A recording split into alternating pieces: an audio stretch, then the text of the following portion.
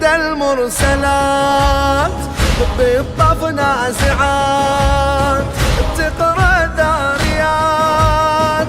تثني العاديات. أعوذ بالله من الشيطان الرجيم. بسم الله الرحمن الرحيم. الحمد لله الذي خلق كل شيء من قدرته وجعل محمدا وآل محمد علة لخلق أجمعين وجعلنا من المتمسكين ببدايتهم والتابعين لإخبارهم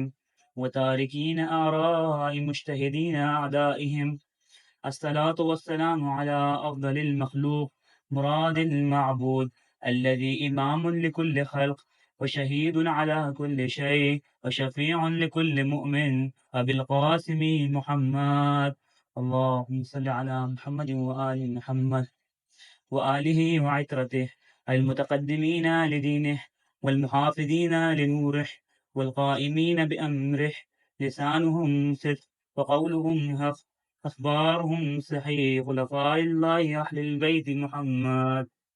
اللهم صل على محمد وآل محمد واللعنة الداعمة على أعدائهم أجمعين من الآن إلى أبد العابدين. پیش خدمت ہے ایک تسلسل کتاب التوحید کا، کیونکہ یاد رہے یہ مسئلہ بہت اہم ہے اور ہمیشہ سے یہ سوال کیا جاتا ہے کہ ایک معبود کون ہے، خالق کون ہے، اس کی صفات کیا ہیں۔ جیسا کہ آپ جانتے ہیں اس کو لے کے دو گروہ ہیں، ایک کہتا ہے کہ خالق ہے اور ایک کہتا ہے کہ خالق نہیں ہے۔ تو عدم خالق کے اوپر کوئی دلیل نہیں۔ جو لوگ کہتے ہیں کہ اس جہاں کا کوئی خالق نہیں، ان کے پاس اس کے نہ ہونے پہ کوئی دلیل نہیں۔ اس کے برعکس کہ اس جہاں کا حادث ہونا خود سب سے بڑی دلیل ہے کہ اس کا کوئی خالق ہے، اور اس جہاں کے حادث ہونے کے اوپر دلیل اس کا مسلسل تغیر کا شکار رہنا ہے، ایک حالت سے دوسری حالت کے اندر انتقال اس جہاں کا اس بات پہ دلیل ہے کہ یہ حادث ہے اور اس کا کوئی بنانے والا ہے، اور یہ ایک دن شروع ہوا ہے اور ایک دن فنا ہو جائے گا۔ اور جہاں تک تعلق ہے کہ جو لوگ خالق کو مانتے ہیں تو ان کے اندر شدید اختلاف ہے اس کی صفات کو لے کے۔ تو کوئی اس کے لیے انسان جیسی صفات رکھتا ہے، کوئی جانور جیسی، کوئی اس کو کئی شکلوں میں مانتا ہے، کوئی اس کے لیے جگہ اور وقت کی قید کا قائل اور کوئی نہیں۔ تو ہم آپ کی خدمت میں اسی لیے کتاب التوحید کا یہ تسلسل لے کے آئے کہ جو لوگ اپنے آپ کو مومن اور مسلم کہتے ہیں، کہ جو لوگ کہتے ہیں کہ ہم دین اسلام کے اوپر ہیں، کہ ان کے اوپر لازم ہے کہ وہ ہر مسئلہ، چاہے وہ اصول کا ہو، چاہے وہ فروع کا ہو، عمل کا ہو یا عقیدے کا ہو، ان کے اوپر لازم ہے، ان کے اوپر فرض ہے کہ وہ اہل بیت کی طرف رجوع کریں اور ان کے آگے سر تسلیم خم ہو جائیں۔ لیکن ہماری مصیبت یہ ہے کہ جو لوگ اپنے آپ کو اہل بیت کا شیعہ اور ماننے والا کہتے ہیں، ان کی اکثریت اس زمانے میں منکر احادیث ہے۔ وہ انہی کے احادیث کا، انہی کے کلام کا انکار کرتے ہیں، تو ان کے بجائے آراء الناس کو اپنے لیے حجت بنا لیا ہے، اور ان کو سروکار ہی نہیں کہ اہل بیت کیا فرما گئے ہیں۔ اسی وجہ سے آج ہم دیکھتے ہیں کہ جو لوگ اپنے آپ کو اہل بیت کا شیعہ بولتے ہیں، ان کے درمیان ایسے نظریات ہیں، ایسے عقائد ہیں کہ جن کا اہل بیت سے سروکار ہی نہیں، لینا ہی نہیں، اور اس کے برعکس وہ ان کی ان باتوں کی مخالفت، ان کا رد کر کے جا چکے ہیں۔ جیسے کہ اہل بیت بارہا فرما گئے کہ جو لوگ اللہ کو مخلوق سے تشبیہ دیں وہ مشرک ہیں، لیکن آج یہ لوگ نہیں مانتے اس بات کو۔ اسی طرح اہل بیت نے بارہا فرمایا کہ ہماری امامت، ہماری ولایت توحید کی شرائط میں سے ہے، لیکن یہ بات بھی ان لوگوں نے نہیں مانی۔ تو یہ نتیجہ ہے کلام اہل بیت کو نہ ماننے کا۔ اور جب بھی ہم جیسے لوگ ان کے سامنے احادیث پیش کرتے ہیں تو یہ ان کے اندر شک و شبہات، اور کبھی ان کی روایت سند پہ اعتراض، کبھی ان کے معنی کے اندر اعتراض، اور یہ اس قسم کی حرکتیں کرتے ہیں۔ تو ہماری بحث اور ہمارا کلام ان لوگوں سے ہے ہی نہیں۔ بھئی آپ کو نہیں ماننا اہل بیت کا کلام، آپ اہل بیت کو حجت نہیں مانتے، اور اس کے برعکس اپنے بنائے ہوئے بتوں کو آپ حجت مانتے ہیں، تو بے شک مانیں، آپ قرآن کا بھی انکار کر دیں، آپ اللہ کا بھی انکار کر دیں، ہمیں آپ لوگوں سے کوئی سروکار نہیں ہے۔ ہمارا سروکار صرف محمد وآل محمد سے ہے۔ اسی کے ساتھ ہم آگے بڑھتے ہیں۔ اللہم صلی علی محمد وآل محمد۔ یہ کتاب التوحید بہترین کتاب ہے، اس کی تالیف شیخ صدوق رحمہ اللہ نے کری ہے۔ اس میں انہوں نے اہل بیت کی احادیث، خطبات اور مناظرات توحید کے متعلق اور دیگر موضوعات جو اس سے تعلق رکھتے ہیں ان کے متعلق جمع کیے ہیں۔ یہ کتاب بھی دیگر شیخ صدوق کی کتب کی طرح بالکل صحیح ہے، اور اب جن لوگوں کو علم حدیث کی الف بے نہیں پتہ اور وہ اپنے آپ کو شیخ صدوق سے زیادہ بڑا محدث اور عالم جانتے ہیں تو وہ الٹی سیدھی بکواسیات کریں گے، اس میں شک پیدا کریں گے۔ در حقیقت وہ شیخ صدوق کو کاذب سمجھتے ہیں، بس زبان سے بولنے کی ہمت نہیں رکھتے۔ اس کا سبب تعلیف انہوں نے خود اس کے مقدمے میں بیان کیا اور کہا جس چیز نے مجھے بلایا کہ میں اس کتاب کی تالیف کروں وہ یہ ہے کہ میں نے اپنے آپ کو پایا مخالفین کے ایسے گروہ میں جو ہماری طرف نسبت دیتا تھا تشبیہ، جبر وغیرہ دیگر چیزوں کی، ان احادیث کی وجہ سے جن کو انہوں نے کتب میں پایا، جن کی تفاسیر سے وہ جاہل تھے اور ان کے معنی کو نہیں پہچانتے تھے اور ان کے مواضع کو ان کے غیر مواضع پر وضع کرتے تھے اور نہیں مقابلہ کرتے تھے ان کے الفاظ کا قرآن کے الفاظ سے، تو وہ اس طرح ہمارے مذہب کی صورت جہال کے سامنے، جاہلوں کے سامنے قبیح کرتے تھے اور ان کو اللہ کے دین سے روک دیتے تھے اور اللہ کی حجتوں کی مخالفت کے اوپر اکساتے تھے۔ اللہم صلی علی محمد و آل محمد۔ اس کتاب کا پہلا باب ثواب الموحدین والعارفین۔ حدیث نمبر اول، عن ابی سعید خدری قال قال رسول اللہ صلی اللہ علیہ وآلہ۔ ابی سعید خدری نے کہا کہ رسول اللہ نے فرمایا، ما قلت ولا قال القائلون قبلی مثل لا الہ الا اللہ، نہیں کہا میں نے اور نہ ہی کہنے والوں نے کہا مجھ سے پہلے لا الہ الا اللہ کی مثل کوئی قول، یعنی کہ رسول صلی اللہ علیہ وآلہ نے سب سے پہلے لا الہ الا اللہ کہا ہے، آپ سے پہلے کسی نے بھی نہیں کہا لا الہ الا اللہ، آپ ہی ہیں جس نے سب سے پہلے اللہ کی وحدانیت کا اقرار کیا ہے۔ اسی حدیث سے ثابت ہوتا ہے کہ رسول اول المخلوق ہیں، کہ آپ ہی اللہ کی سب سے پہلی مخلوق ہیں اور آپ ہی نے اللہ کی وحدانیت کا سب سے پہلا اعتراف، سب سے پہلے قبول آپ ہی نے کیا ہے۔ دوسری حدیث، عن ابی عبداللہ جعفر بن محمد عن ابیہ عن آبائہ علیہم السلام، امام جعفر صادق نے اپنے آبائی کرام سے کہ قال رسول اللہ صلی اللہ علیہ وآلہ، کہ رسول اللہ صلی اللہ علیہ وسلم نے کہا، خیر العبادت قول لا الہ الا اللہ، بہترین عبادت قول لا الہ الا اللہ ہے۔ اسی طرح تیسری حدیث، عن ابی حمزہ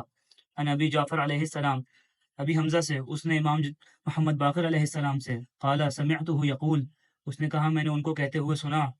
ما من شیء اعظم ثوابا من شہادت لا الہ الا اللہ، نہیں ہے کوئی چیز ثواب کے اعتبار سے عظیم تر شہادت لا الہ الا اللہ سے، لأن اللہ عز وجل لا يعدلہ شیء، اس لیے کہ بے شک اللہ عز وجل سے کوئی چیز عدیل نہیں ہو سکتی، کوئی چیز اس کا عدیل نہیں ہو سکتی، کوئی چیز اس کے برابر نہیں ہو سکتی، ولا یشرکہ فی الامر احد، اور نہ ہی اس کے امر میں اس کا کوئی شریک ہو سکتا۔ اسی طرح چوتھی حدیث، عن مفضل بن عمر قال قال ابو عبداللہ ان اللہ تبارک و تعالی ضمن للمؤمن زمانا، کہ بے شک اللہ تبارک و تعالی نے مومن کے لیے ایک ضمانت دی ہے۔ قال قلت وما ہوا، وہ کہتا ہے کہ میں نے کہا کہ وہ کیا ہے؟ قال ضمن لہ ان ہوا اقر لہ بالربوبیت، کہ اللہ نے اس کے لیے ضمانت دی ہے کہ اگر اس نے اقرار کیا اللہ کے لیے ربوبیت کا، ولمحمد صلی اللہ علیہ وآلہ بالنبوت ولعلی بالامامہ، اور رسول صلی اللہ علیہ وآلہ کے لیے نبوت کا اور مولا علی کے لیے امامت کا، وَأَدَّى مَا افترض علیہ، اور ادا کیا جو اس پہ فرض کیا گیا ہے، یسکنہ فی جوارہ، کہ وہ اس کو مسکون کرے، اس کو ٹھہرائے اپنی جوار کے اندر، اپنے جوار کے اندر۔ قال قلت فهذه والله الكرامة التي لا يشبهها کرامۃ الآدمیین، مفضل کہتا ہے کہ میں نے کہا کہ بس یہ مطلب اللہ کا ٹھہرانا اس کے جوار میں، اور یعنی کہ اس کو جزا دینا اقرار ربوبیت اور نبوت اور امامت کا، یہ اللہ کی قسم ایسی کرامت ہے کہ اس کے مشابہ انسانوں کی کرامت اور انسانوں کا شرف جو ہے وہ اس کے آدمیوں کا جو شرف ہے، ان کی جو کرامت ہے ان کی، وہ برابر نہیں ہو سکتی، مشابہ نہیں ہو سکتی۔ قال، مفضل نے کہا، ثم قال ابو عبداللہ، کہ امام جعفر صادق علیہ السلام نے کہا، اعملوا قلیلا تنفعوا کثیرا، کہ کم عمل کرو اور کثیر فائدہ اٹھاؤ۔ کیا مطلب؟ یعنی کہ جب ایک مومن جو کہ اللہ کی ربوبیت اور رسول کی نبوت اور مولا کی امامت کا اقرار کر لیتا ہے، وہ کم عمل بھی کرے تو اس کو کثیر فائدہ پہنچتا ہے، اور ایک شخص جو ان میں سے کسی ایک چیز کا بھی انکار کرے، وہ کثیر العمل بھی ہو لیکن اس کو کوئی چیز فائدہ نہیں پہنچاتی۔ حدیث خامس، عن ابی عبداللہ عن ابیہ عن جدہ علیہم السلام قال قال رسول اللہ صلی اللہ علیہ وآلہ من مات ولا یشرک باللہ شیئا احسن او اسعى دخل الجنہ، کہ رسول صلی اللہ علیہ وآلہ وسلم نے فرمایا، جو مرا اور اللہ کے ساتھ کسی کو شریک نہیں قرار دیا، چاہے اس نے اچھا کیا یا برا کیا، جنت میں داخل ہوگا۔ یعنی کہ اگر اس نے برے اعمال انجام دیے یا اچھے اعمال انجام دیے، اگر اس نے اللہ کے ساتھ کسی کو شریک نہیں کیا تو وہ جنت میں داخل ہوگا۔ شریک کرنا صرف یہی نہیں کہ ظاہر میں آپ اللہ کے لیے کسی ہمسر اور کسی شریک کے قائل ہوں، شریک کرنا یہ بھی ہے کہ آپ اللہ کے بجائے اس کے کلام کی جگہ، اس کے امر کی جگہ کسی اور کی بات کو آپ حجت بنا لیں، اور اللہ کی بنائی ہوئی حجت کا انکار کرنا اور اس کی جگہ کسی اور کو حجت بنا لیں، یہ بھی شرک ہے، یہ بھی اللہ کے ساتھ شریک کرنا ہے کسی اور کو۔ اس طریقے سے یہ بات آگے احادیث میں واضح بھی ہوگی۔ اور اسی طرح عن ابی وسیر عن ابی عبداللہ علیہ السلام، امام جعفر صادق سے، فی قول اللہ عز وجل هو اہل التقوی و اہل المغفرہ، اللہ کے قول هو اہل التقوی و اہل المغفرہ میں، قال قال اللہ تبارک و تعالی، آپ علیہ السلام نے کہا کہ اللہ تبارک و تعالی نے کہا، انا اہل ان اتقا ولا یشرک بی عبدی شیئا، کہ میں اہل ہوں اس بات کا کہ مجھ سے ڈرا جائے اور میرا بندہ مجھ سے کسی چیز کو شریک نہ کرے۔ وَأَنَا أَحْلٌ إِن لَمْ يَشْرِكْ بِي عَبْدِي شَيْئًا، اور میں اس بات کا اہل ہوں کہ اگر میرا بندہ مجھ سے کسی چیز کو شریک نہ کرے، ان ادخلہ الجنہ، کہ میں اس کو جنت میں داخل کروں۔ وقال علیہ السلام، ان اللہ تبارک و تعالی اقسم بعزته وجلالہ ان لا يعذب اہل توحیدہ بالنار ابدا، آپ علیہ السلام نے فرمایا، بے شک اللہ تبارک و تعالی قسم کھاتا ہے اپنی عزت کی اور جلال کی کہ نہیں وہ عذاب دے گا اہل التوحید کو تا ابد نار کا۔ یعنی کہ جو لوگ حقیقتاً اہل التوحید ہوں گے ان کو کبھی بھی جہنم کا، آگ کا عذاب اللہ نہیں دے گا۔ اسی طرح عن ابی بصیر قال ابو عبداللہ علیہ السلام، کہ امام جعفر صادق علیہ السلام نے کہا، ان اللہ تبارک و تعالی حرم الساد الموحدین علی النار، بے شک اللہ تبارک و تعالی نے حرام کیے ہیں آگ کے اوپر موحدین کے جسم، الساد ان کے جسد جو ہیں، ان کے جو جسم ہیں وہ آگ میں نہیں جلائے جائیں گے کبھی۔ اور اسی طرح عن جابر ابن عبداللہ سے عن نبی صلی اللہ علیہ وآلہ انہ قال، کہ بے شک آپ نے کہا، الموجبتان، دو چیزیں موجب ہیں، دو سبب ہیں، دو موجب ہیں، من ماتا یشہد اللہ الہ الا اللہ وحدہ لا شریک لہ، جو مرا گواہی دیتے ہوئے کہ بے شک اللہ کے سوا کوئی معبود نہیں، وہ واحد ہے اور اس کا کوئی شریک نہیں، دخل الجنہ، وہ جنت میں داخل ہوا۔ یعنی کہ شہادت اللہ الہ الا اللہ جنت کا موجب ہے۔ ومن ماتا یشرک باللہ دخل النار، اور جو مرا اللہ کے ساتھ شریک کرتے ہوئے وہ آگ میں داخل ہوگا، نار میں داخل ہوگا۔ تو یہ شرک جو ہے وہ جہنم کا، آگ کا موجب ہے۔ اسی طرح عن النبی صلی اللہ علیہ وآلہ قال کل جبار عنید من ابا ان یقول لا الہ الا اللہ، ہر جبار و عنید وہ ہے جو انکار کرے لا الہ الا اللہ کے کہنے سے۔ اور 10ویں حدیث، عن ابی جعفر علیہ السلام قال جاء جبرائیل الی رسول اللہ صلی اللہ علیہ وآلہ، آپ نے فرمایا جبرائیل علیہ السلام رسول اللہ صلی اللہ علیہ وآلہ کے پاس آئے، فقال، اور کہا، یا محمد طوبى لمن قال من امتک، طوبہ ہے اس کے لیے جس نے آپ کی امت میں سے کہا، لا الہ الا اللہ وحدہ وحدہ وحدہ، لا الہ الا اللہ وحدہ وحدہ وحدہ۔ اسی طرح یہ دوسری حدیث ہے، عن ابی عبداللہ جعفر علیہ السلام، امام جعفر صادق علیہ السلام سے، قال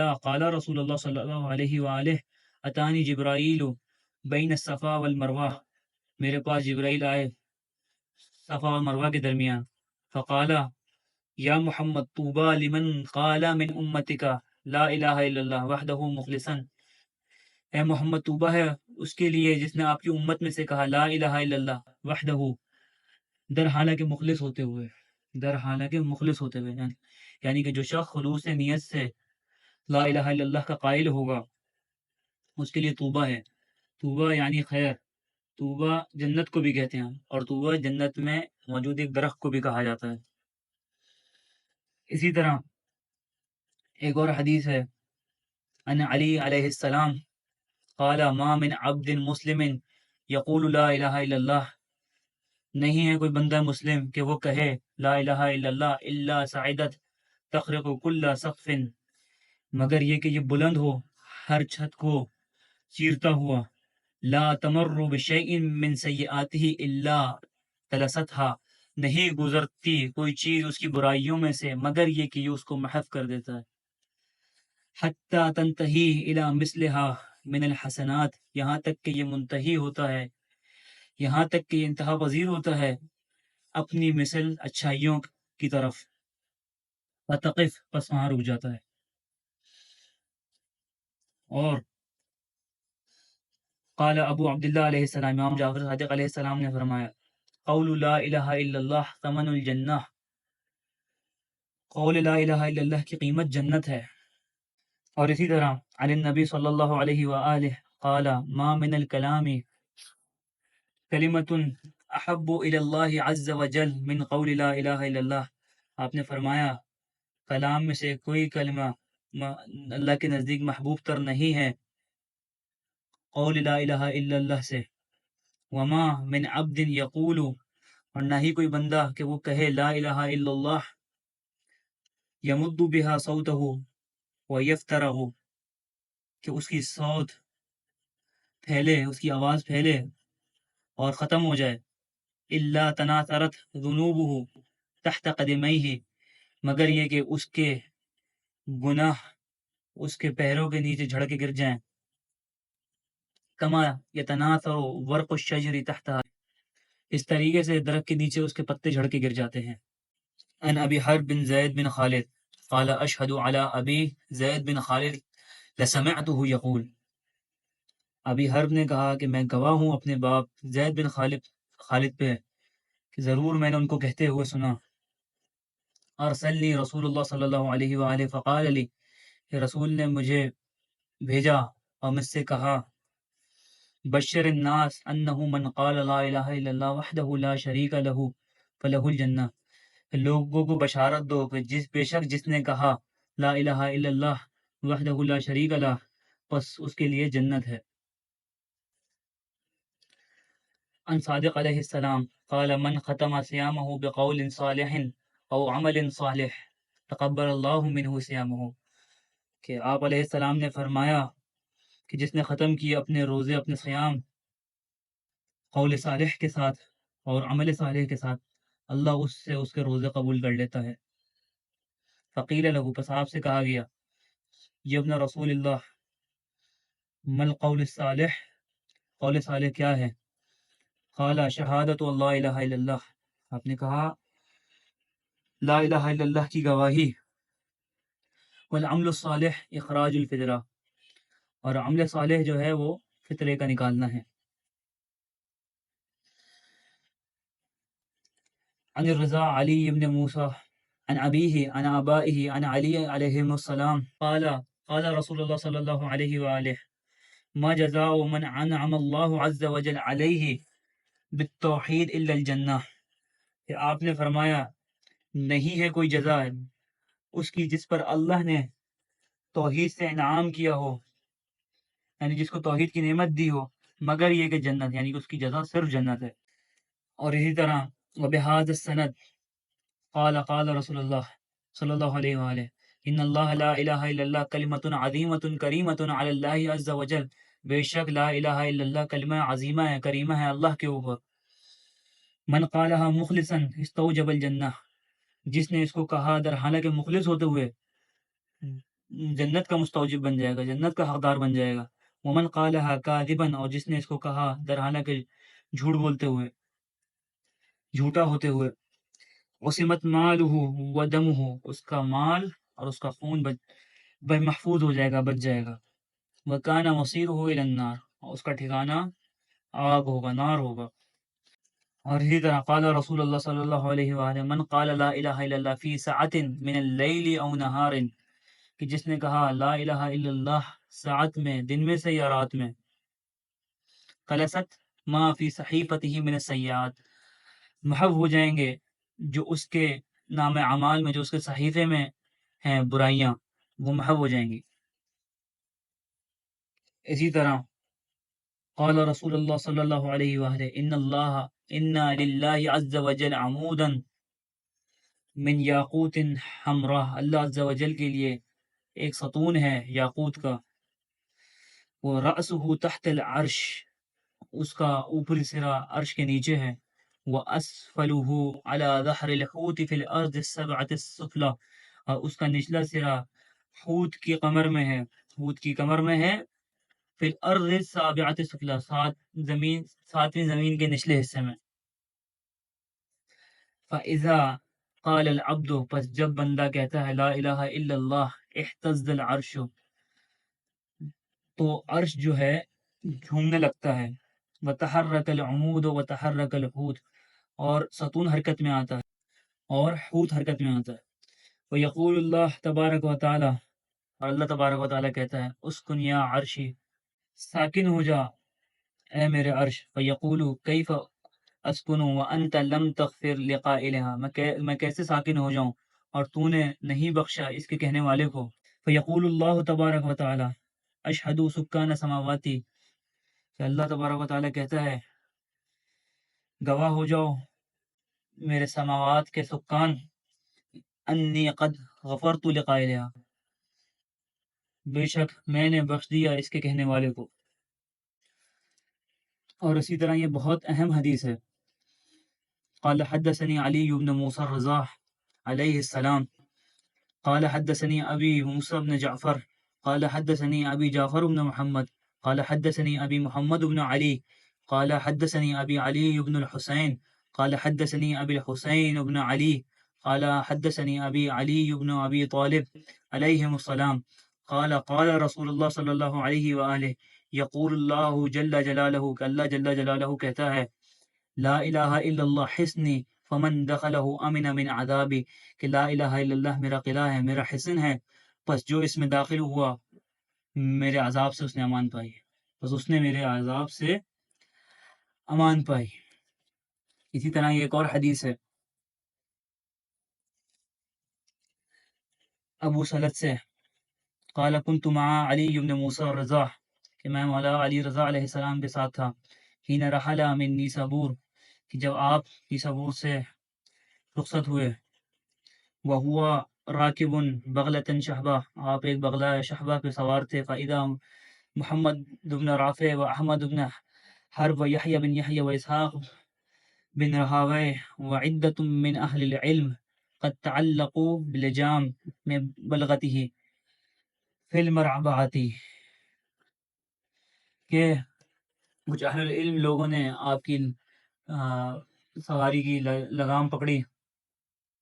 مربعہ میں، فقالو، اور انہوں نے کہا بحق آبائک المطہرین، آپ کو اپنے آباء مطہرین کا واسطہ، حدثنا بحدیث، ہمیں ایک حدیث سنائے، فسمعته من ابیک، جو بتحقیق آپ نے اپنے والد سے سنی ہو، فاخرج رأسه من العماریہ، پس آپ نے اپنا سر عماری سے نکالا، قال حدثني ابی العبد الصالح موسى بن جعفر قال حدثني ابی الصادق جعفر بن محمد قال حدثني ابی ابو جعفر محمد بن علی باقر علم الانبیاء قال حدثني ابی علی بن الحسین سید العابدین قال حدثني ابی سید شباب اہل الجنہ الحسین قال حدثني ابی علی بن ابی طالب علیہم السلام قال سمعت النبی صلی اللہ علیہ وآلہ یقول، کہ مولا علی نے کہا کہ میں نے سنا نبی کو کہتے ہوئے، قال اللہ جل جلالہ، کہ اللہ جل جلالہ نے کہا انی انا اللہ لا الہ الا انا فاعبدونی، کہ بے شک میں اللہ ہوں، میرے سوا کوئی اللہ نہیں، پس میری عبادت کرو، پس تم سب میری عبادت کرو۔ من جاء منکم بشہادت ان لا الہ الا اللہ، پس تم میں سے جو آیا شہادت لا الہ الا اللہ کے ساتھ، بالاخلاص، اخلاص کے ساتھ، دخل فی حصنی، داخل ہوا میرے حصن میں، میرے قلعے میں، ومن دخل فی حصنی امن من عذابی، پس جو میرے قلعے میں داخل ہوا امان پائی اس نے میرے عذاب سے۔ اسی طرح یہ اس مفہوم کی تیسری حدیث ہے۔ جب آپ علیہ السلام نیشا پور سے نکلے تو آپ کے پاس کچھ اصحاب حدیث جمع ہو گئے اور انہوں نے کہا کہ آپ ہمارے پاس سے جا رہے ہیں اور ہمیں کوئی حدیث نہیں